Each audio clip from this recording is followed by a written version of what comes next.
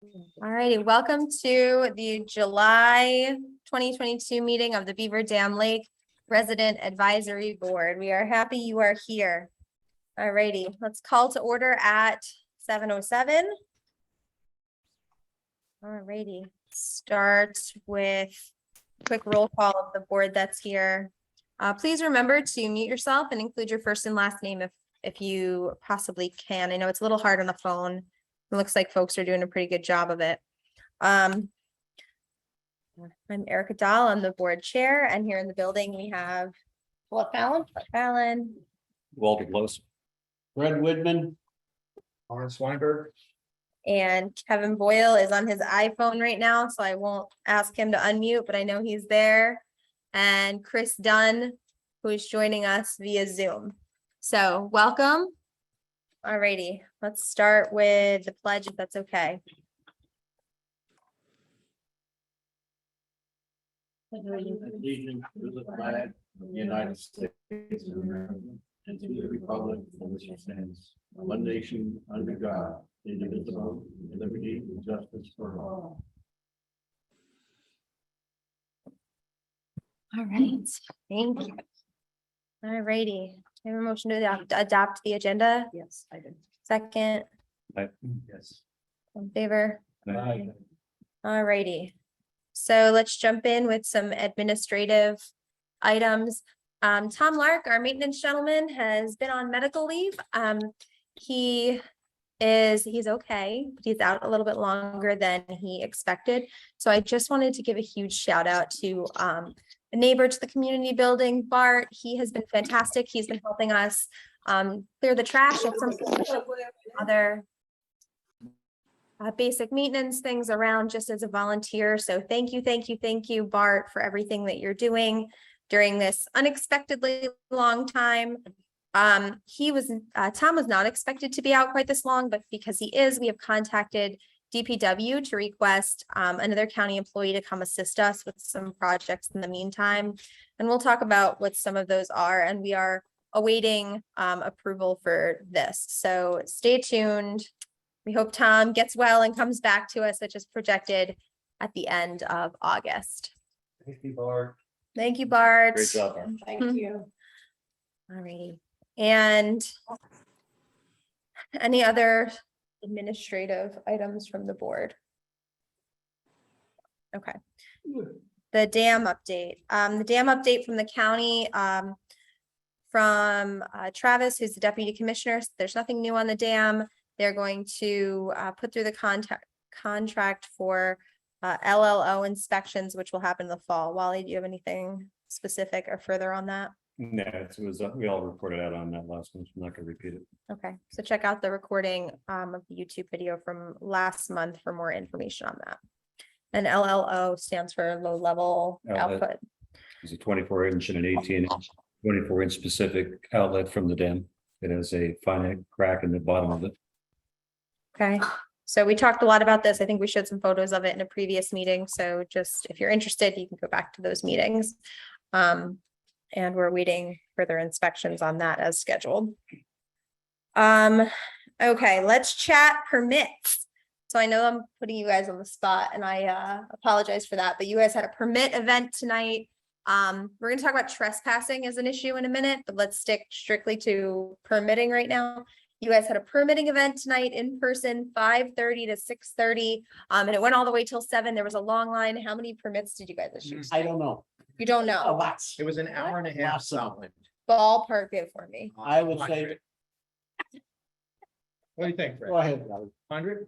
No, I would say probably around maybe 50 to 60. 50 to 60 permits issued, so that's excellent. And you can still mail in your permits. If you do, please make sure, and it says it in 2 spots on the form, that you include 2 proofs of residency and and your copy of your DMV registration and a self-addressed stamped envelope. And it says all of that on the application.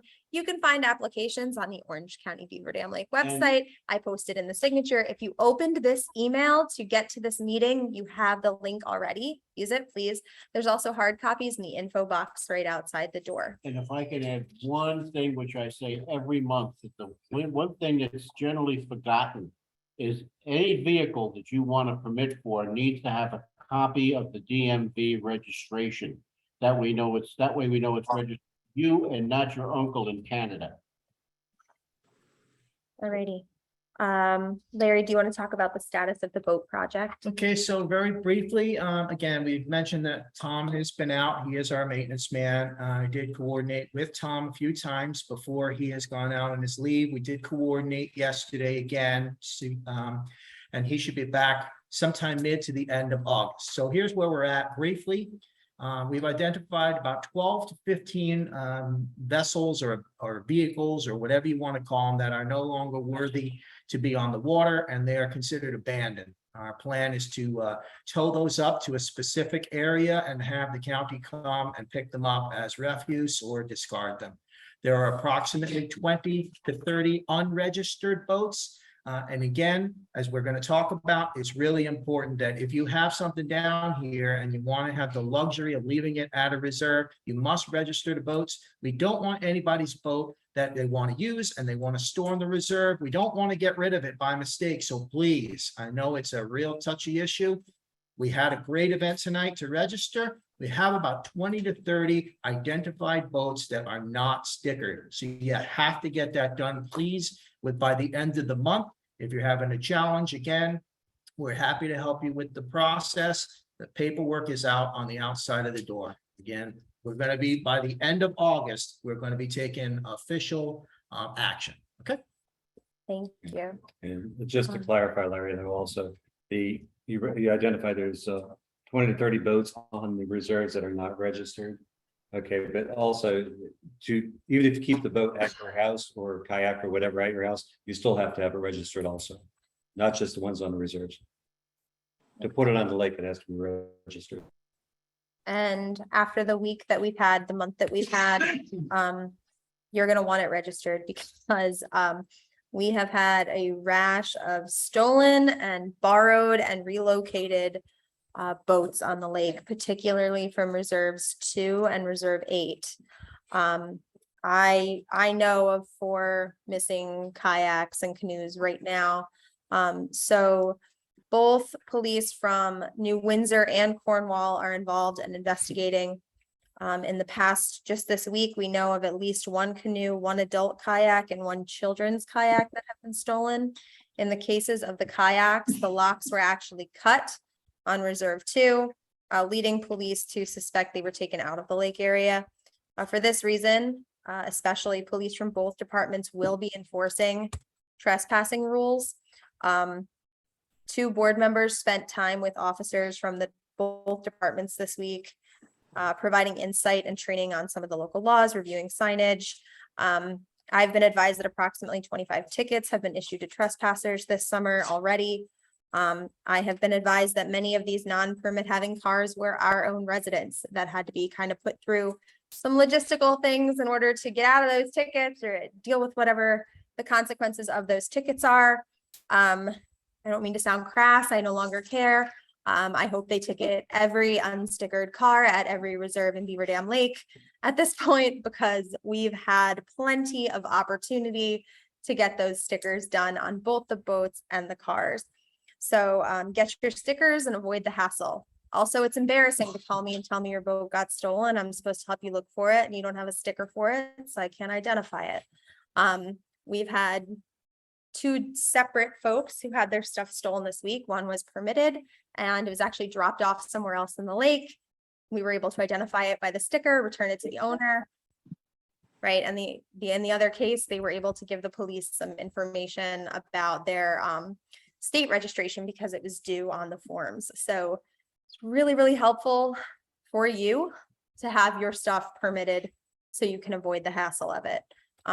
Because the trespassing is getting a little bit crazy, and we are going to talk more about that. I know Wally, you had some specific things you wanted to address with the trespassing. Do you want to do that now? Yeah, do you want to ask Officer Bendetti if he has anything to add first? Um, Is he on? Officer Bettetti, put you on the spot. If you have anything you'd like to add.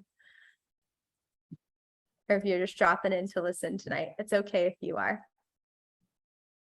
No, I'm here. I'm sorry. I just, I'm away on vacation on the beach. So I'm getting hollered at. Listening to webinars here. No, like you said, a lot of, I'm out there often, and a lot of the people that are parking there are residents that don't have stickers, and some of them say they're having some problems getting passes and so on, which I don't think is necessarily the case. I think that was their way out of the ticket if they can get out. But they've all been moving. They've all been pretty kind, but it's, again, it's, I guess just to get these people out there to, I gotta be honest with you, I don't have anything to hand them to forward them to someplace to get a pass to. So like even a handout for us would be great to say, here, go to this link or call this number. Would be awesome if I can get something like that and I can hand it out to both departments. Alrighty, what I'm gonna do right now, for the sake of it, for you and for anybody who is interested and doesn't have it yet, or for the folks who may be joining us via no parking event is over, but welcome to the meeting. I'm gonna put the link in the chat box. There you go. There's the info about the permit application itself and the rules regarding it. Thank you very much. Thanks, Steve. Thank you. Yeah, no problem. I'll actually share that with everybody and get that out to the people when they ask. Yeah, Steve, would it help you though if we printed some out and have some in the community building where you could physically pick them up and not have to worry about printing stuff out? That would be awesome, because I can shoot right down there and grab a couple myself and go throw them on the windshields of cars or something after. I mean, I gotta be honest with you, me personally, I like to give people a fair shake. I want to, inform them. Hey, listen, if you're new to the area, whatever, get them. And then when I see repeat offenders myself, then unfortunately they get the ticket. Yeah. Okay. Yeah, thank you for your support. I appreciate it. Anytime. Okay. Other trespassing issues? Mhm. Okay, so basically we're talking about vehicles not being permitted parking in the reserves. The other thing we're seeing is that there are a significant number of non-residents accessing the lake. In other words, taking canoes out or kayaks out there on the lake, or they're fishing. And these are problems are occurring mostly at reserves 2, 3, and 8. Where the cars basically come in, they don't have stickers, and then they hang out there, and it becomes problematic to us. Pretty much daily, I go to reserve 3 and reserve 8, and there'll be a couple cars. This quick example, yesterday there were 3 cars parked down in reserve 8, which is the boat launch area. There was a bunch of kids, probably in their late teens, early 20s. There were 3 guys and 2 young girls. Well, I approached them. They said, "How you guys doing?" "Well, we're doing great. What are you doing?" "We're fishing." "That's awesome. You catch anything?" "Yeah, we're catching a lot." They said, "You know it's catch and release?" "So yeah, we know that." "Where do you live?" "Well, we live in Newburgh, or we live in outside of New Windsor." "Do you have any relatives that live here?" "No, we don't have any who lives here." "Okay, you're trespassing effectively. You're not allowed to be here unless you're residents." So they're honest about it, and they say, "Okay, I didn't know." But generally, one of the people in the crowd will always get very, very cocky. It was actually a young girl yesterday. She got kind of in my face, started telling me, "Why am I disrupting the fun of young kids out here just trying to have a good time?" I advised her parents can come out here and buy a house and share in the wealth, and that'd be a good thing to do. But anyway, the problem is that we have a lot of people, I see it daily. There are people, and I walk them through the questions to verify that they are not residents. They are accessing the lake, they're fishing in the lake, and it's got to be solved. Contributing cause that I'm seeing is when I ask the people, why are they out here? They're saying, well, their friends told them. And they said the words like out everywhere, that Beaver Dam Lake is now open to the public and everybody can come out here and start using it. And I say, well, can you read the sign there? It's kind of in English. And they say, well, no, I didn't read that. And so there's a couple of things we got to try to address. So the word is out there. People are starting to think outside the Beaver Dam Lake area that this is open to the public, and it's not. So things we got to take on is that we have to come up with a lot clearer signage for people that when they enter the property or accessing the property that clearly states that you are trespassing and it's residents only. We are going to put up physical barriers, cable boundaries, reserves 2, 3, and 8 that will have a dog leash on it that obviously the residents of the Beaver Dam, we don't want to make it difficult for you by any means, but as we're trying to protect our properties as well the best we can. So you have to take the chain down when you go onto the property. We're requesting that you put it back up when you leave the property. In addition to that, thank you, Officer Vendetti, because the third part of this is to need the police to increase your surveillance if at all possible and start this issuing with violations for the trespassing aspect of it, just so that we can start getting out that if you are trespassing out here, you will get ticketed. 100%. So I appreciate your support. Thank you. Next part has to do with pets on the reserves. There is part of local law 8 that basically says no animal, domestic or otherwise, shall be brought onto district facilities without permission from the administrative head. I personally have encountered a couple of people on reserve 2. They had their dogs down there. One where he was actually training a hunting dog, and he did have relatives that lived here. He just didn't. He was basically didn't understand why he couldn't have dogs there, but we did clean that up. Yeah, but subsequent to that, I did talk to the local neighbor down there. She had said that there's a lot of people coming in there daily with their dogs and they're hanging out. So I took a look at it, and the people are very respectful. They're actually cleaning up after their dogs. We see no debris that the dogs are actually causing problems. So I actually said that if the board's okay with it, I would take an action to go to the county and say, is there any way possible we can change the restrictions on Reserve 2 to allow dogs for the area? I'm all So- for it. I'm for that. Yeah, that's really good. So- As long as they clean up. keep it- They're cleaning up. It's not, if it's restricted to residents and these residents are already using it, we're basically forcing them kind of like to violate a sign that says no pets. And they say, you know, if you put yourself in their shoes, if you're not a lakefront property owner and you want to take your dog and try to train it for in the water, it'd be kind of cool to be able to go in the water with the dog. Yeah. You know, I had an interesting question that came up tonight. When issuing permits, and someone says, well, am I allowed to bring a dog on my boat? If it has a permit sticker, and the answer is yes. He said, well, how can I get the dog to the boat if it's not allowed on the reserve? He says, well, should I carry the dog to the boat? And I just kind of chuckled and said, that's up to you. So I think what Wally is saying would probably be a great idea. But how to, I think most people do clean up after their animals. Yeah. So There were elderly ladies and there was a younger guy training his dog, Yeah. and everybody I spoke to, they're very respectful, and they take their dogs there for a daily walk, and they do clean up after their dogs. yeah, So if everybody's okay with it, I will take the action to go talk to the county. I'll work with Erica to come up with, can we change that for that one reserve to allow dogs on it? is that a county regulation? It's a local law 8. Oh, it's a local law. Yeah. All right. Yeah, it's our. Yep. bylaws as well. Okay. And it's also on every sign on every reserve. I'm seeing Chris Dunn saying having a leash style unlocked gate that residents need to open and close is a good idea, fosters greater ownership. Yes. Thank you. Yeah. So again, it wouldn't be a locked gate across the cables. It would be something that a resident. Like could- a club kind of thing. But as far as the dogs on the reserves, the only question that I have about it at all is that we do monitor for suspected harmful algal blooms here at Reserve 4 when the beach is open. We don't monitor it over, say, at Reserve 2. Mhm. And just because we don't have it at Reserve 4 does not mean we don't have it at Reserve 2. And harmful algal blooms can be especially harmful to pets. So I would just think that if we want to allow dogs over by Reserve 2, specifically where people are getting in and out of the water and allow them in the water, we might want to do some kind of educational campaigning around tabs and maybe some signage around that too. But Let me that's just, for later. not to delve into the too deep, take the action. I'll talk to the county initially to say it's even a possibility, and if it is a possibility, we'll come up with an action plan addressing concerns like that. Okay. Okay, before we move forward with it. Are we good with that? Yes. I know we're just talking about Reserve 2. Or Reserve 2, yeah. Okay. I ain't seen nobody else doing it anywhere else. 3 sometimes. Okay. Okay. That's all I have for permit related and trespassing related. agenda items. Does anybody have anything further they want to add to that? Probably have touch points on some of the other headings, but that's it for now.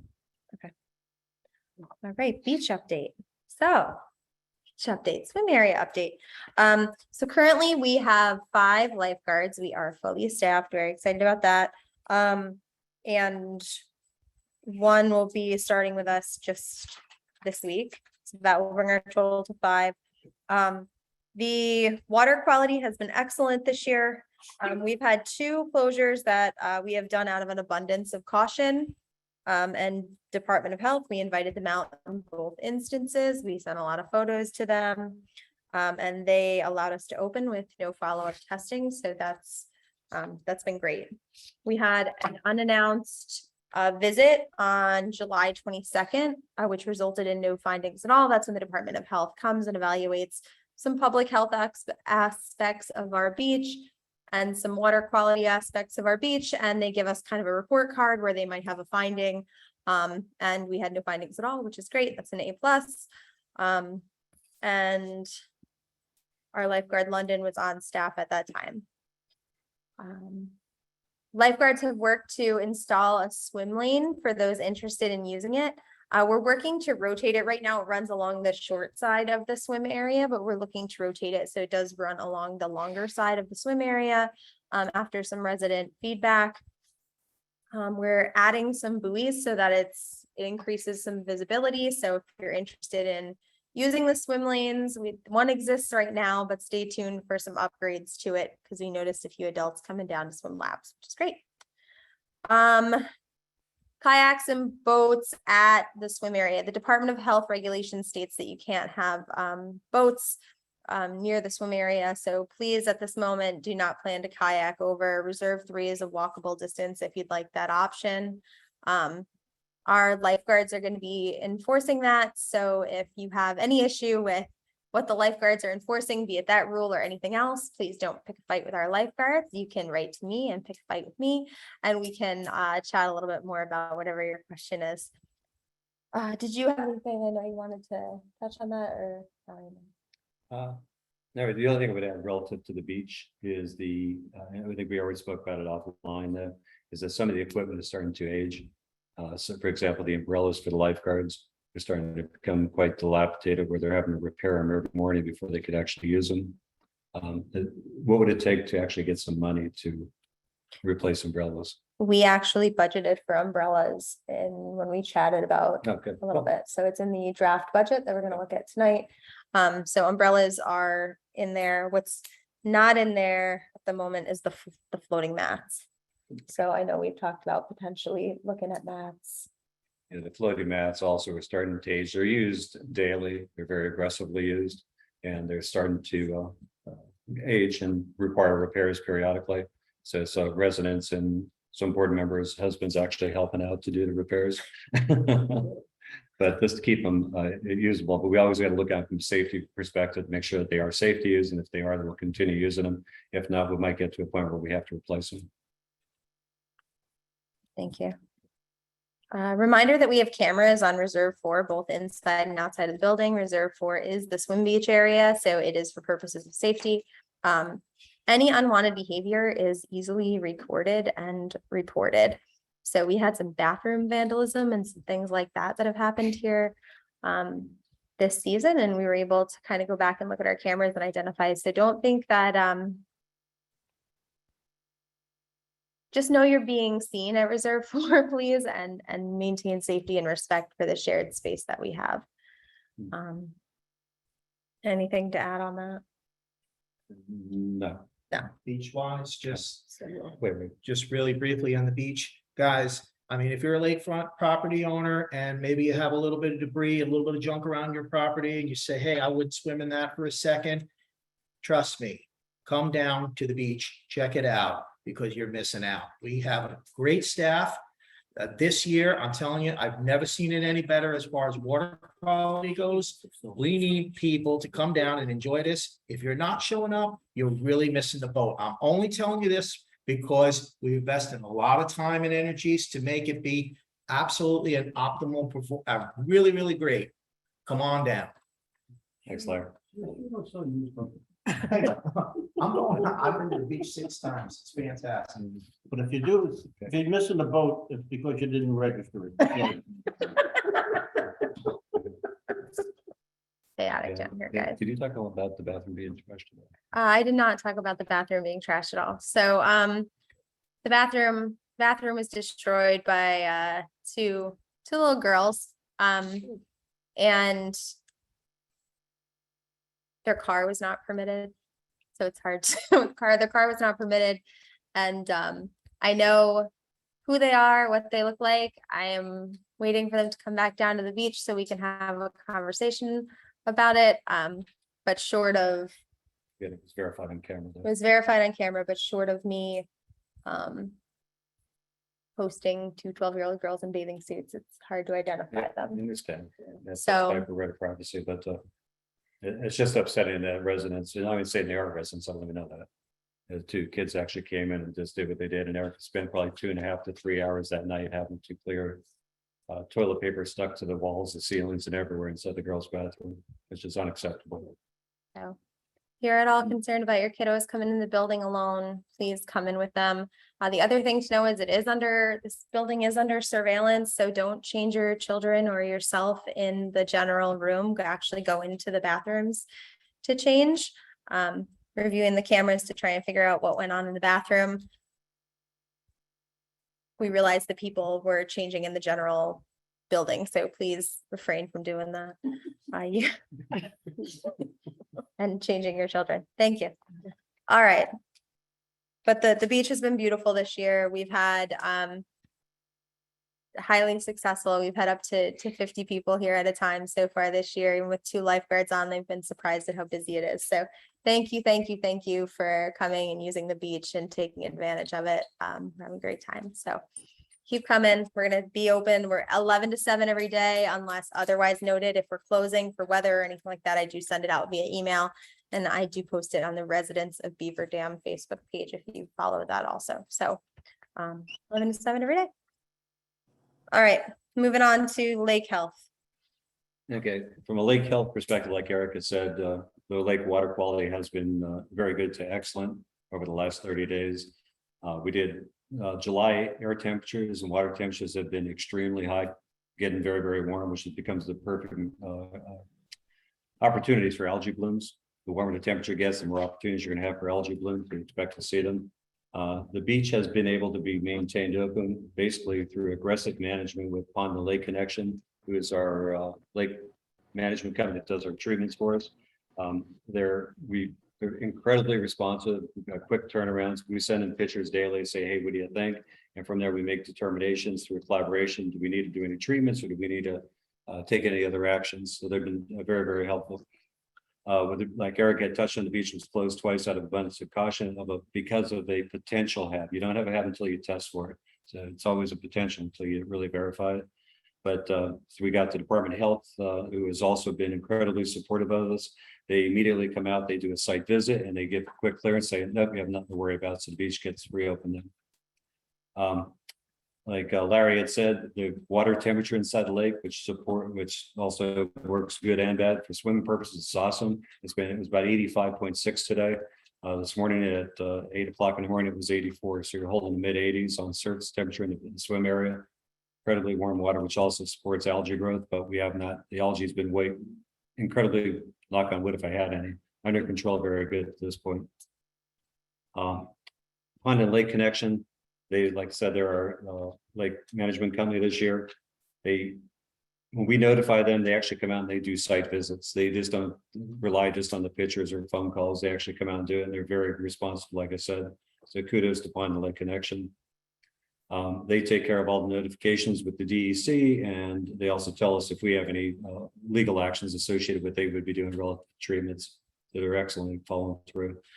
Algae treatments so far this year, we did one on May 26th, and we also did another one here on July 18th, based on what we were starting to see, and through collaboration with Pond Lake Connection, we made a determination to do another algae treatment on July 18th.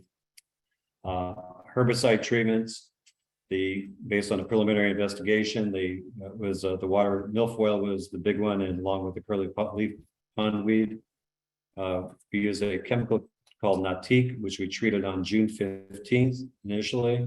And then when they came back out to treat for the algae on July 18th, they did some spot treatments also just to further address any vegetation that was needed, the extra boost to get rid of it. One question we did have is hey, it was just treated by the Pond Lake connection. How come I'm still seeing stuff? It's not like you immediately goes away. It takes a couple of days, usually like 10 to 15 days before you start seeing it turn brown and start to diminish. It's like any other weed. Then once you kill it, it still needs to decay. It's just not going to go away.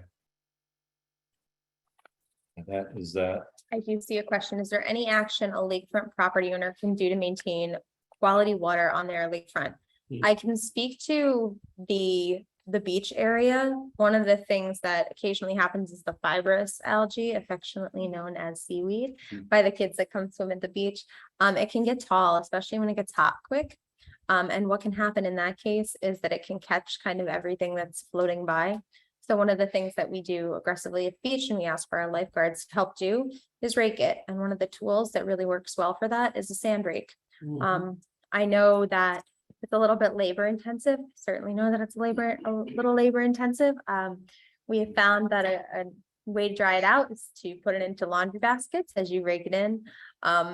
That's just one of the kind of the manual ways that it can be helpful. I know that Mary Weinberg, you've done a great job on your property too. If you want to speak a little bit about what you've done Sure. personally. So briefly, if you're a lakefront property owner and you want your conditions to be as good as they can be, and sometimes it's got to be hands-on. It's not as simple. We have people who have lakefront that have got great water flow and don't end up with anything in their area. And then we've got other people such as myself, where we're the catch-all, or you may call it like a basin. I take action on my own property. It's great to ask the board to do things and to alert us, but we can't fix everything for you. Sometimes you have to get your hands dirty. I know that everybody can't do it. What I do is I put on a pair of boots. I know my area well enough that I know I'm not going to sink in 10 feet, deep, but I use a rake. I rake the stuff out. I toss it onto the ground. I let it dry. I bag it up. I bring it up to the curb and it's gone. And I do a couple of hours a month. So it's helped me out. I've seen great progress in activity of wildlife in my area, which I haven't seen in the past because the birds like to come down there more. I have tons of fantastic frogs. I get to see the fish. So jump in there. I know it's a little bit much to think about, but it's really not that bad. Okay. Good, thanks. Larry. Thank you. The other thing to add, I'd like to help into is recognize that a lake, we have inputs and we have outputs right now. The input to our lake is pretty much diminished because we have no rainfall. So if you go down by the dam, we're probably about 4 inches below the spillway right now. So there's nothing coming in and nothing going out from flow, but what you do have is a lot of evaporation going on. So right now we need somebody that's here qualified to do a rain dance. We could use it. Definitely. And we got a lot of feedback about prior to the lake refilling about the use of chemicals in the lake. And we also, there's a cost associated when we do the algicide and herbicide treatments. They are necessary in some cases, but we don't want to be doing it too often, right? Like we all agree that that's not ideal. So sometimes it does take a little bit of manual. It is not beneficial to the quality of the water to over-treat. Right. Because it is basically a copper-based material and too much of it in the base is detrimental. But based on what you and Larry were saying before, once we treat this filamentous algae, it doesn't just go away. It dies, comes to the surface, and a lot of times gets blown to the front of your property. So just as Larry said before, a little bit of raking periodically is amazing how easy it is to maintain a decent lakefront. I know the lifeguards do it continuously at the beach, but there's an old saying, a stitch in time saves 9, that just a little bit of that effort can keep the front of your property really looking nice. Yeah. Good. Thank you.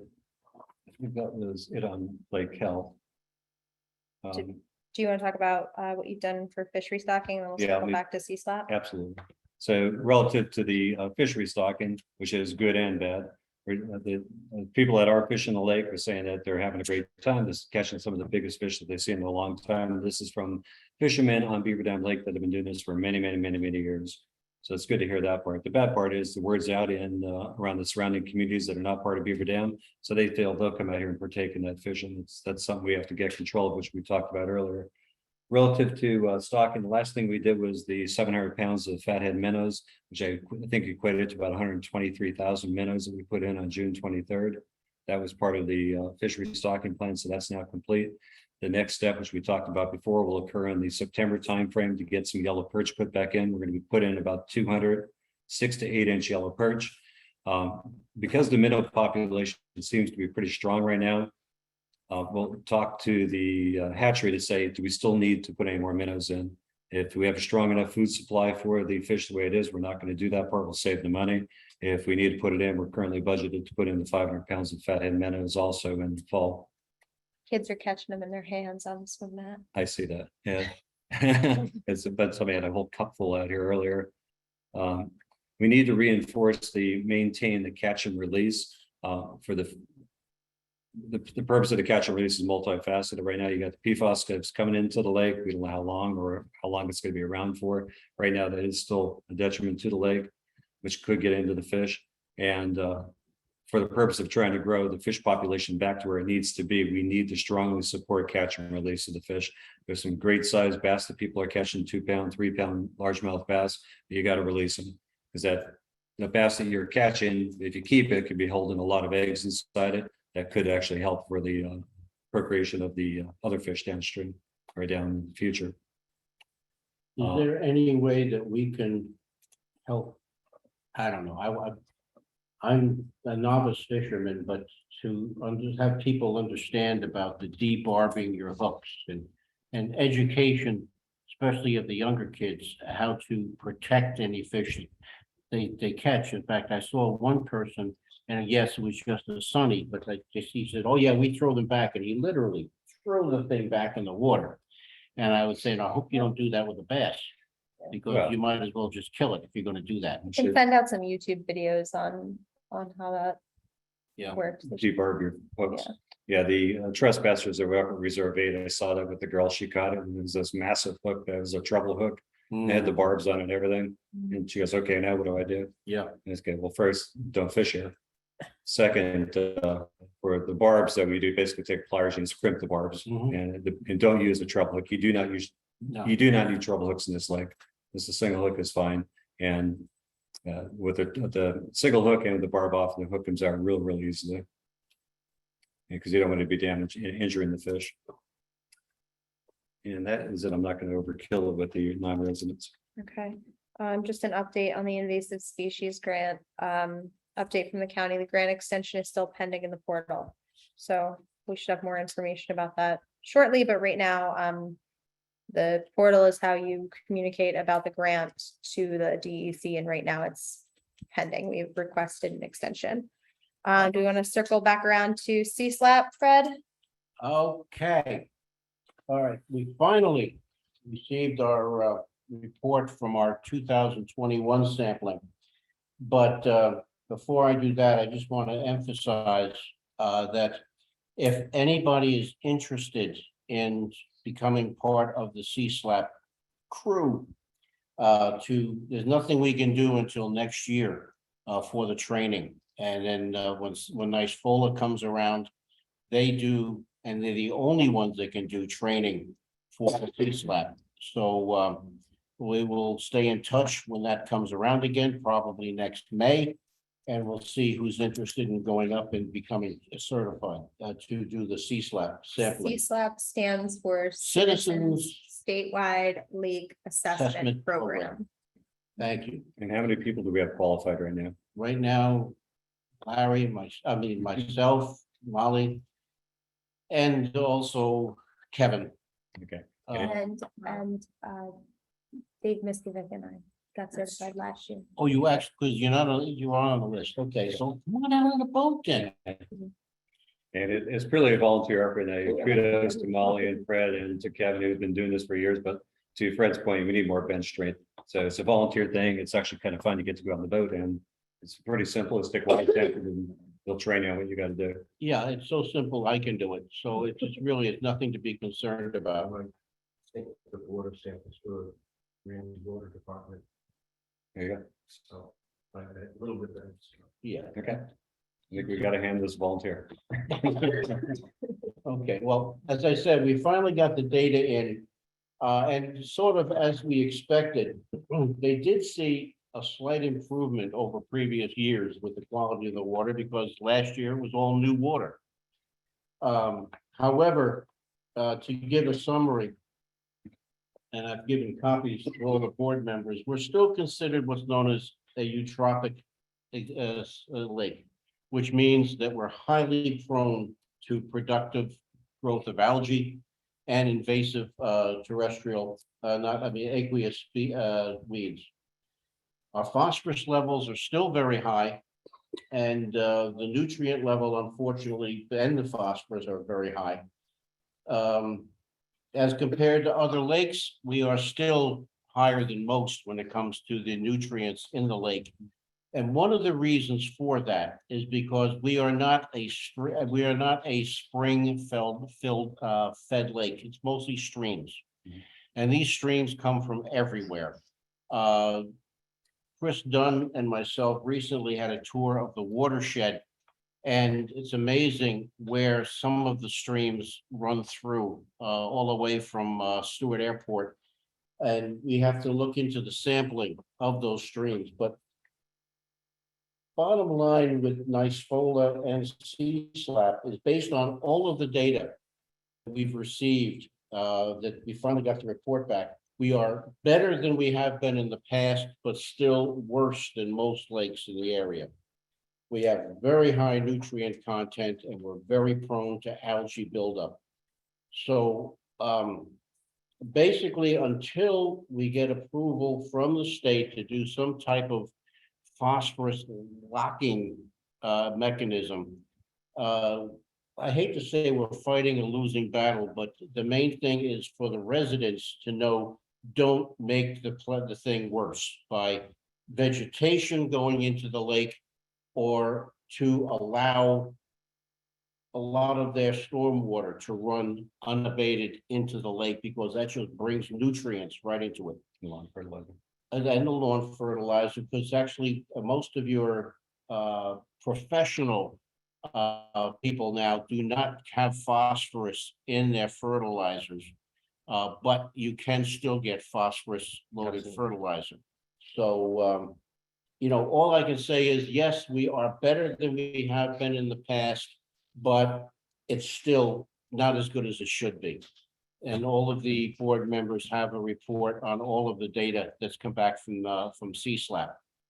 And we have three more samples to do this year.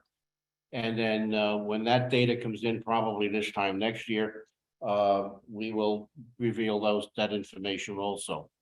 But the clarity, is amazing. If you look at the clarity around the shore, the beach, and around some of your existing some of your properties, looks great. But you go out to where our sampling site is, which is near the dam, and as soon as you go out in the boat, the whole area looks greenish brown. It's just, there's not much flow right now. So in essence, what we have is a stagnant pool. And our clarity is only like maybe 1 meter below the surface based on the Secchi gauge testing. And it's nowhere near where the lake of this type should be. So there's not much we can do at this point. So can I ask some questions? Yeah. And I don't expect the answers to the questions right now, but just like to consider as we go Yep. forward with it. Sure. We've had a low rain season, not a lot of water going over the dam right now, so, We right? have no water going. We have no water, it's Yeah. just several inches below the Yeah. dam, in fact, at the moment. Does that kind of stagnant situation impact clarity specifically over in that area? I would think so, and this is a guess on my part, that around, I know I can go by my property on Shore Drive. There's a lot of movement with the wind and things like that. It's not like where Larry lives and where I live, there's a lot of move, although Larry's kind of in a cove. So you don't see much of that, but out by the dam, there's very little movement. For some reason, there's not much wind movement there, so everything just sort of settles. You also have all the cattails that are going back into the water as fertilizer. Oh, yeah. There's logging, turtle logging. So right now, even if we were to start taking out water from the bottom, I forget what that's called again. It's not going to help that much because the nutrient level is so high. And there's no oxygen down at the bottom because of the fact that the stratification is tremendous. To give you an example, we had a temperature of around 16 degrees Celsius at the bottom, about 6 meters down. At the top, it was 83 Fahrenheit. I forget what, I think 27 degrees Celsius. So there's a tremendous stratification. And there's no movement to kind of mix that up. And that's one of the problems you have right now. Even if you were to put a bubbler or something like that in there, it's localized. You're not going to get it around the whole lake. So we're kind of caught between a rock and a hard place right now. And the lake depths vary dramatically throughout the lake. If you go up in the boat launch area, it's 3 to 5 feet deep. You go out to the section where you're actually doing the sea slop testing, it's 28 feet deep. Probably 26, okay. If you go out to the center of the lake out here, it's 15 to 18 feet deep. So depending on where you're at in the lake, the Sure. stratification will change then also. You had other questions? You said you have. a couple. My other question was, if there's a way to strategically release water from the bottom, but you kind of already answered that. I don't know. I'm not educated enough. This is why we need really a really good lake management company to guide us. We're all amateurs here, as much as for what we know. So, But to release water from the bottom, yes, you are getting rid of a lot of your hydrogen sulfide containing materials. But at this point, it's not mixing where you're gonna get a lot of your surface algae, a lot of your surface nutrients out. to that end, would we be able to talk to our lake management company and discuss a strategy to find out if that's something that would be useful, and if so, what the timing of that would look like? Yeah, it's, we just said is the important part is the timing part of it. From a DEC's perspective, which we've talked in the past, to do drawdowns using the drain downs, is they want to do it pretty much in the winter time, November, December timeframe. Right. In addition to that, you don't want to do it in the summer when you have no inputs coming into your lake, you're taking more water out, then it's just going to make it problematically worse. So Yeah, you need to wanna- do that when you are getting So yes, I'm a talking. mixing. Okay, yeah, we don't want to reduce our shorelines right now in the middle of the summertime either. No, I'll let us go there. Well, thank you very I much. think that's it on C-SLAP. Again, if you're interested, let me know or let Erica know if you're interested and we can start working on training for next year. And I know that Chris was interested, Chris Dunn is interested in C-SLAP training for the future, so. We'll see what further list we can put together. Okay, Some of these other topics might be optional that. yeah, let's stick so with the let budget. me just talk a little bit about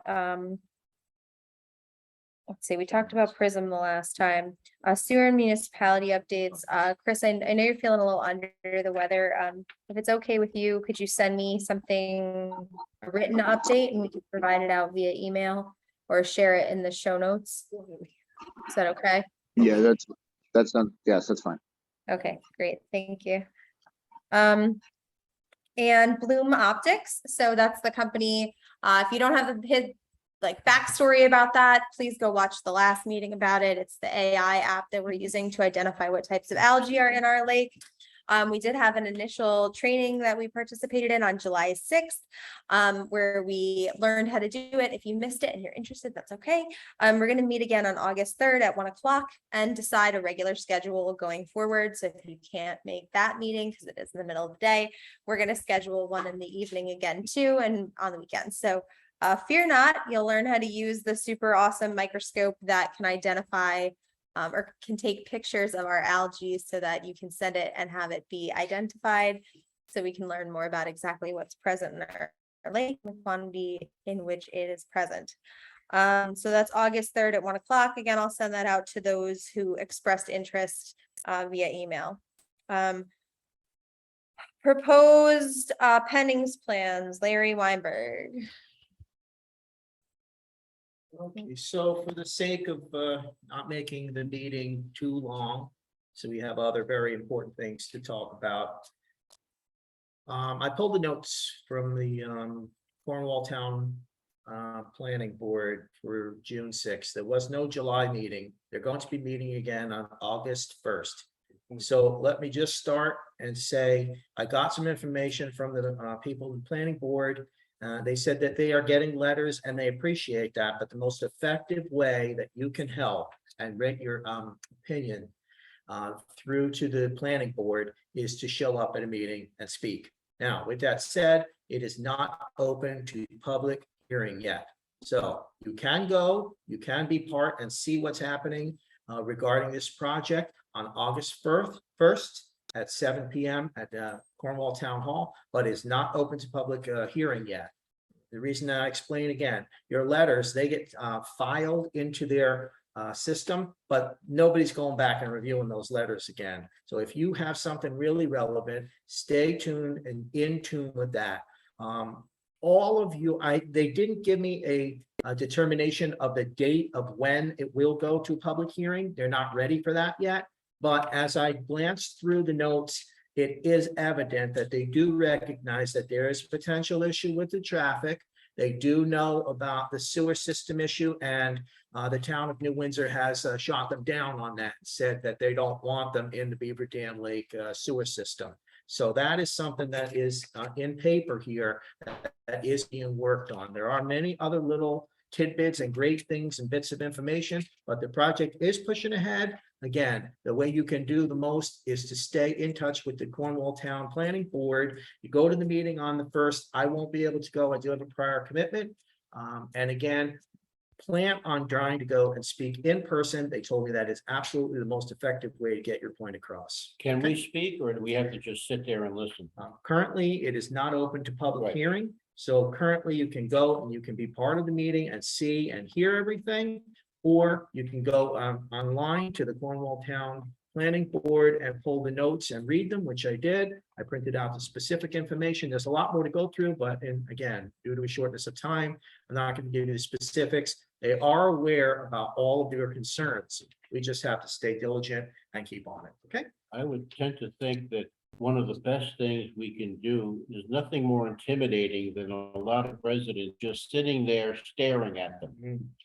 Even if we can't say anything, that anybody who can go there, just go and leer at them for a while. Sure. Until the time comes and we can say something. Bob making you nervous? Is Bob making you nervous? He has been. He's leering at me. We have With a two good eye. residents in the With a good eye. room. Thank you. All right, community events. So we've had residents request a neighborhood block party using the community building. So I am open to working with a group of resident volunteers to accomplish this in the fall, with the understanding that the Lake District cannot use any part of our budget to pay for events. So any events that you may have been here for before has been based on a few resident donations and the board members personally sponsoring those events. So that's not to say that it can't be done. Certainly it can be, it's been done in the past. But please understand that it's going to take some fundraising on the part of a committee. And with beach operations and board responsibilities, I cannot chair that committee right now. So if you are interested in chairing that committee or being part of it, you can email bdlboard@gmail.com, and I'm happy to connect you with one another and figure out how we can best use the space to make something like that happen if you would like to organize it. I also had a resident ask if they could teach yoga here at the beach site, and they have begun going through the rigmarole with the DPW to get their insurance documents in order so that they can teach yoga here at the building. They've had to jump through a couple of hoops with the county risk assessment office, and they have done so. So they are just about ready to be able to do that. So stay tuned for more information. We're hoping to have someone able to teach yoga here for a fee at the building to residents and supported guests. So very excited about that. Just to make sure I understood that correctly, it's teach yoga for your feet. Teach yoga for a fee. Okay, So so it would they be a can charge- business. Okay, They will be charging, and they are, in order to do that, they had to go through several insurance processes, and waivers and some signatures with county risk I understand. to be able to be here. So if you want more information or you have something similar you'd like to do, you can get in touch with me. You know, we want our community center to be able to be used to public events, not private events, not birthday parties, not weddings, not graduation parties, etc. Please see VFW or Firehouse for your needs for that. But certainly for events that are open to the public. All right. I think that's all that I have before we talk budget. Does anybody have anything to add before we talk budget? I was just thinking that, a fishing derby or something where to go on the back of what you were saying, Wally, and, like, if we had a fishing derby here, maybe even during the, block party. I know nothing about fishing, but we can't, You definitely can't do it here because of the beach. You could do it down on no, reserve, no, like, yeah, somewhere. reserve too, and you could do it. It's just from my experience fishing on the lake. It's not, normally if you get like 50 people out there fishing, everybody's twisting up lines and everything. It's kind of cool to do that with the kids and that. But the fish aren't really that populous right now where you're going to be having a lot of fun catching a lot of fish. I was thinking like maybe in the fall or with the, Mhm. you know, take the kids to the side and train them. Oh, I see. Saying, I misunderstood you. Yeah, like train them so that like for the future, if they know what to do and they can train other kids, like this is what you do with the hooks and then you don't throw the fish in, Gotcha. like that kind of thing. Gotcha. So I'm hearing kind of an educational fishing event / derby might be interesting So also. that's what I went to, was in Yeah. town and it was at Circle Lake, so it was easier. Oh, But, okay. yeah. Alright. But Well, it was a whole year. Great, thank you. Okay. Is Reserve 3, which American Water, not county owns, subject to LL8, and what is the basis of your determination? Okay, Lee, we'll get back to you. American Water isn't the water company anymore, by the way, it's Liberty. Liberty. So I'll get back to you on that. All right. So it is 8:03, so I am gonna chat budget. Our budget request for this year, I'm gonna pull it up on the screen. I'm gonna highlight what the differences are from this year and last year, and I am going to post this on our website as well, so you can see everything for yourself if you want to get into the nitty gritty. I know most folks don't love numbers and you're just here for the bottom line, so I'm going to start with the bottom line. There are two parts of the Beaver Dam Lake budget, and I'm seeing a lot of familiar faces, so I apologize if this is a familiar song to you. There are two taxes that you pay on your tax bill. You can look at it. There's one that's O&M. That's for operations and maintenance. There's another one for capital, which is the dam project. The capital budget is separate and it only deals with our dam project. That budget is based on the money that was borrowed and the interest on that money, and how we pay it back, and that's on a determined schedule. So the board does not make decisions regarding the capital budget. That is also the budget that fluctuates, or that is the tax that fluctuates based on whether you live lakefront, across the street from the lake, or elsewhere in the district. That is the capital budget. Okay. Your capital tax this year is reflective of the main principle of the dam coming due. So you are going to see an increase in your capital taxes, and that's based on where you're located in relation to the lake. And it's a little bit different for everybody, okay? And that has to do with the main principle coming due of the dam project, okay? The O&M budget is what I'm gonna focus on tonight. The O&M budget is the budget that is requested by the board and then approved by the legislature. And sometimes the legislature approves us for a different amount than what we request. And often that amount has been higher. The board's not requesting a lot of money and then having it taken away. Usually it has some more to do with For example, if our county employees, the cost of their benefits goes up. So the legislature may adjust it slightly. We do work with the county to make sure that our budget requested is as accurate as possible. And you'll see in previous years, the numbers are pretty darn close anyway. The bottom line with our budget for this year is that, and O&M is also divided evenly amongst the homes in the district, regardless of where you live in relation to the lake. Last year, the adopted budget, you paid $254.93 for your O&M tax for the year, okay? This year, oh my goodness, guys, we're gonna increase it, but the increase is gonna be less than $1. So the bottom line is that the O&M portion of your budget is maintaining stability. That being said, there are some changes in the nitty-gritty of where we are requesting the money. So that's what we're going to talk to you a little bit about tonight. We're going to show it to you. Again, if you have more questions about it, we're going to post it online so you'll be able to review it when the county makes their adjustments to it. So I'm going to share my screen. If I can find my window. And I'm really going to spend time just highlighting what the differences are between this year and last year. Okay. Bear with me because I'm not going to be able to see you very well. I can kind of catch the chat. I ideally would love to do this with two screens. Bear with me here a little bit.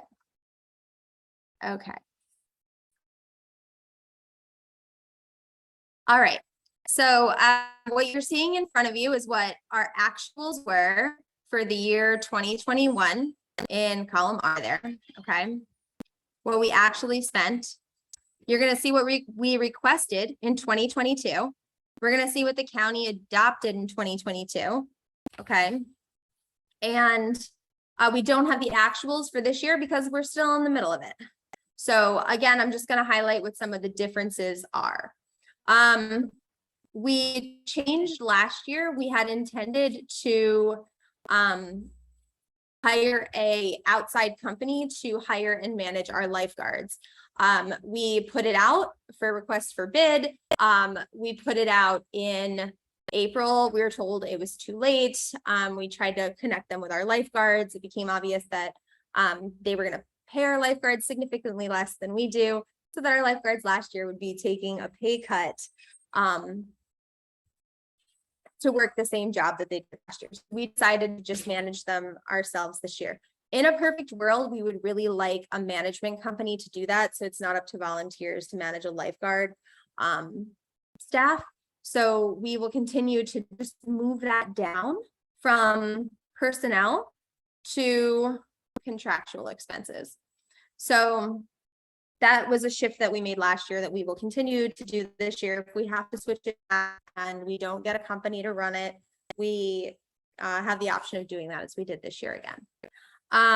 A big shift that happened that I want to talk about is right here in consulting services. So the county, upon working with them, has requested that we budget additional money for engineering related to the dam. So some of that is included in here, and also we have budgeted, we have requested in our budget some lake testing from Northeast Aquatic, who we've worked with before, to the tune of $35,000. Our Lake Health Committee was very interested in some inlet monitoring, and also what Northeast Aquatics or a similar company would be able to provide us for that dollar amount would be they would assist us with some of the advocacy work around what the findings are. So say that we find a stream is loaded with phosphorus and it's coming into our lake. They would help us work with those municipalities and government entities to kind of offset that, and they would be responsible for the testing. So we requested $35,000 in this line. You can see beach management is in this line as well. And then we have engineering, a significant increase in the engineering requested from the county. That doesn't necessarily mean we are going to be utilizing these funds for this type of inspection or engineering, but we want to have it. So one example would be the underwater services would be, we want to have the money for scuba divers because if something happens and we need to have our sluice gates looked at or things like that, we need to have the money in place to be able to do it. And if that money is not budgeted, we won't be able to do it, right?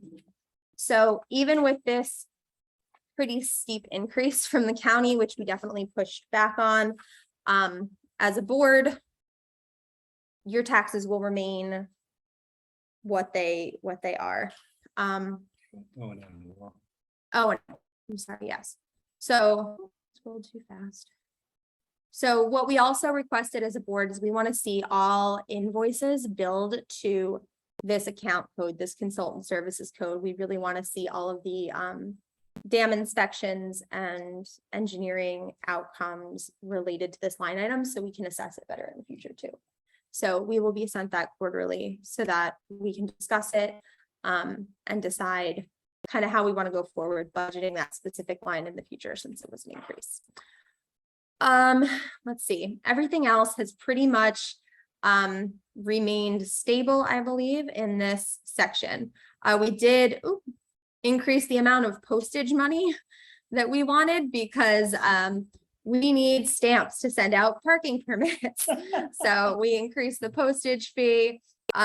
We also increased stone in case we wanted to fill some parking areas. So that did go up. Where we went down was on the beach sand, simply because we got it last year and we still have a great sandy beach. We didn't think that we would need to do anything regarding the beach next year. Everything else in this section, as you can see, pretty much stayed stable. We did increase computer software. We would like to have money in case we want to, for example, get a Zoom account for Beaver Dam Lake instead of using a personal account. And some other licenses and updates for some computer software that would help us with algae identification in the lake that should come up. So uniforms, we increased by $100 because our lifeguards need new shirts. Telephone was decreased based on the fact that our telephone bill was decreased.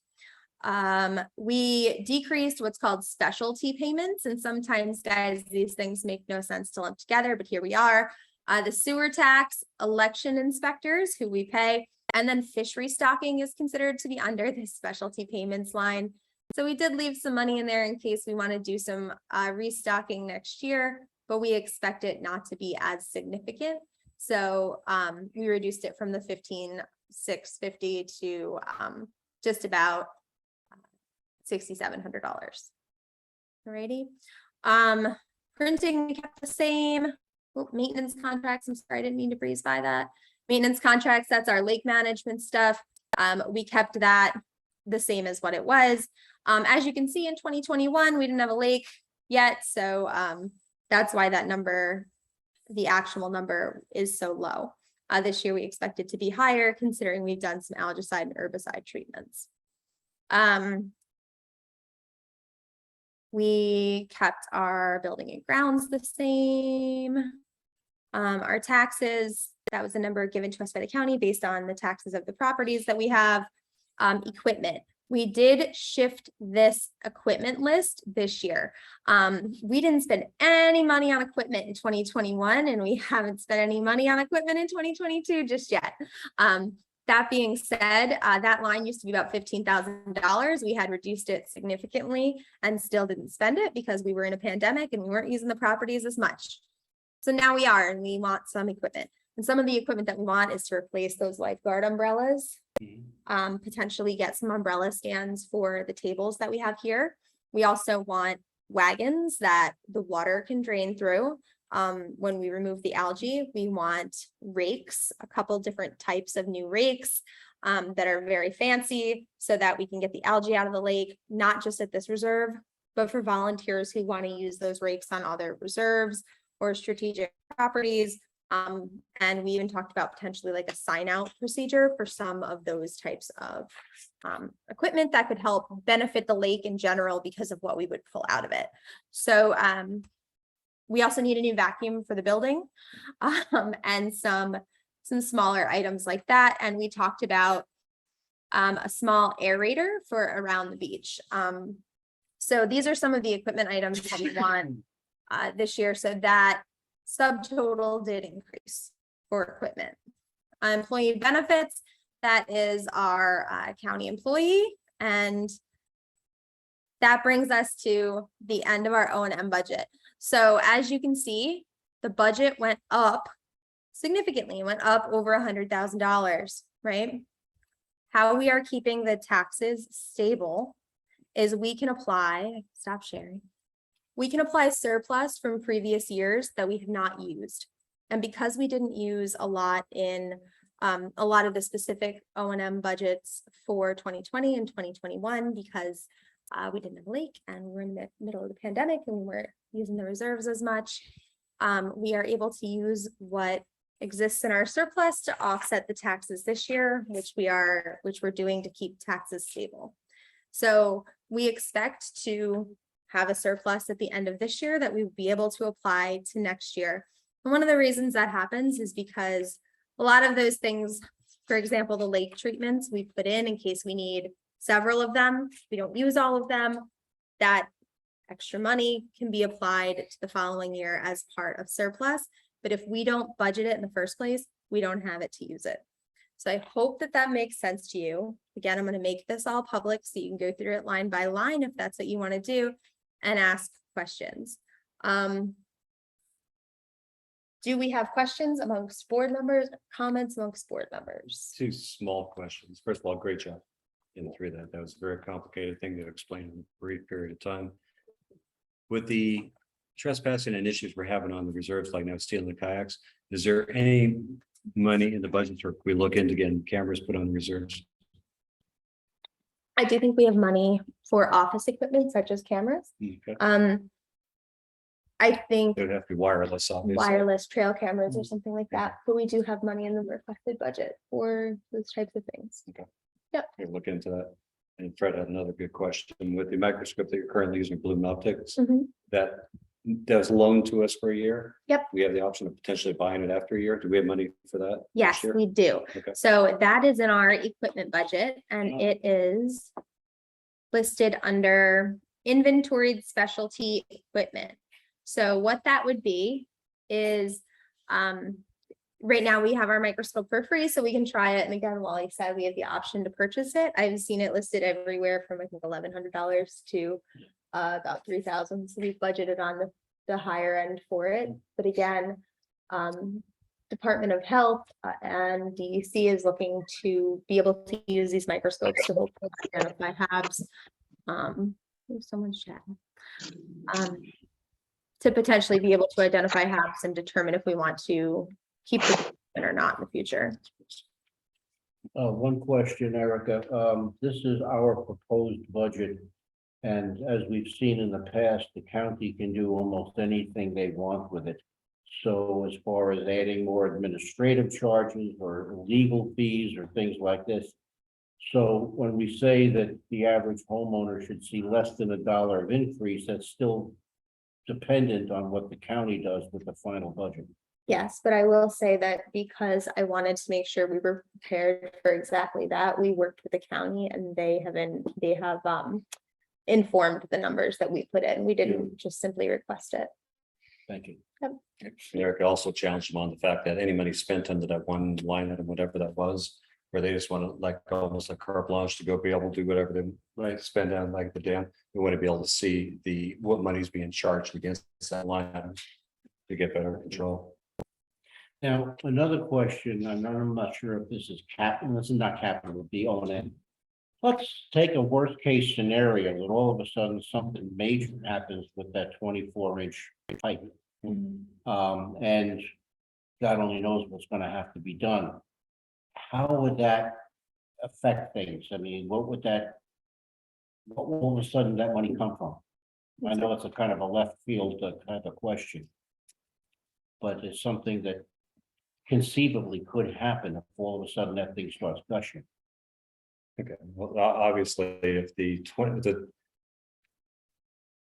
have the dam wall You have the sluice gates, the Right. 24-inch and 18-inch. And then The leak after is- the gate. Exactly. The leak isn't on the dam face or on the thing. It's the Exactly. water coming up through. So that's just normal water seepage that's going through the dam face itself that gets downstream. And it's hydrostatic pressure pushing upwards, I know getting it- into the yeah, crack. right. So really no plausible scenario is going to be a catastrophic failure. Catastrophic failure to me would be like a 24-inch gate valve. Blow No, it I open was and thinking drain it. if it gets to the point where you get a large seepage of Okay. water through that Yep. hole, which is going to undermine what is there.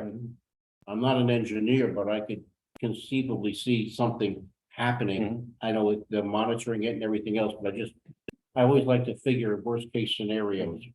Mhm. Okay. There may not be an answer. It probably is, but we could talk about it offline and talk about it more. But basically, just so I understand your question, you're saying that if we got to the point where we said, now we got to repair the line, Yeah, where's that money come from? Right. We already have an estimate on what that's going to cost. We have an engineering company did the assessment on that. We did talk to the DPW about that scenario as far as where is this company going to exist that Mhm. can actually come out and do that. They actually said they had 2 or 3 companies. They were going to be All right. talking to one of them about beyond standby if we ever get to this point. We had the option actually to say, let's stop right now and go do the repair, but then we'd have to start spending that money right away. Right. And we may not ever have to do that. Because right now, we don't know that you have to understand that part of the sluice line is damaged. We don't know how old that is. Could be 100 years old. again, yeah. It was hindsight 2020. We It should have been could've done it. replaced. Get into a would have, could have, should have forever. Absolutely. Couldn't we like call for like a state of emergency and have like the county or? No, it would have to come out of our, it would have to come budget. out of our budget. And again, we have currently the way that we spend, we've had surpluses that would be able to handle and absorb that. And a lot of the engineering associated with exactly what you're talking about is what they have included in that line that we want to understand a little bit more about. We also had a report kind of generated that we shared out. Yeah, I think they did give us an estimate of putting a sleeve in there or something. We gave all the did. options of what Yeah. they could do. But they also gave an idea of exactly what Wally was saying about it not being catastrophic kind of emergency. I think we will have a run up to something like that, and we could determine how Okay. best to budget for it. But that would be an O&M thing. I don't know. Okay. I don't know. So I can find that out and report that out. Most likely to cap. Yeah. It would depend on how, yeah. Different capital. Becomes permanent infrastructure. You're gonna sleep, right? Okay. So if you have any questions, now's the time to put them in the chat box, or you can certainly email them to BDL board. Capital improvement portion expected to go up by what percentage on my January tax property bill? Let me see if I have it here. Bear with me.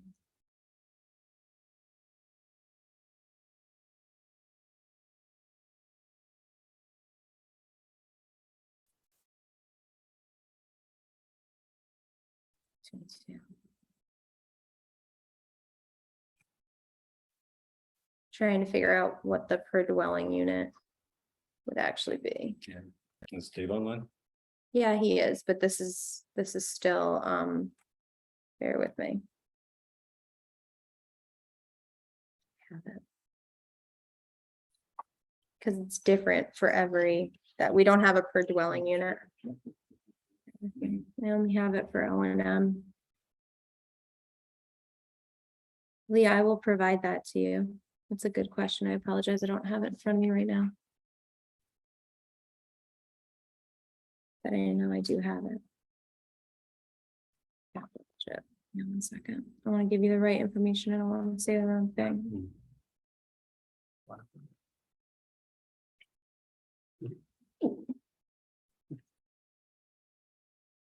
I don't have it per dwelling unit. And I think the reason I don't have it per dwelling unit is because it's different for every property. Type of property. So let me get back to you on this. I apologize. Okay. Alrighty. Any other specific questions about O&M?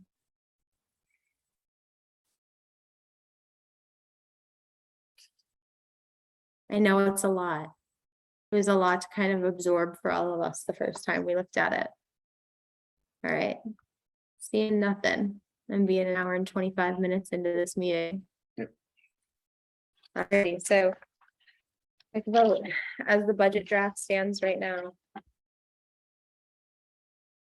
Make a motion to approve the budget draft. Move that we move to accept the budget as presented. Okay, Yes. second, Second. all in favor? Aye. Aye.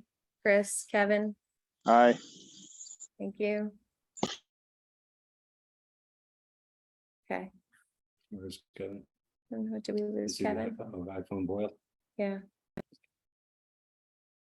All right. Well, we're majority as it is right now. Okay.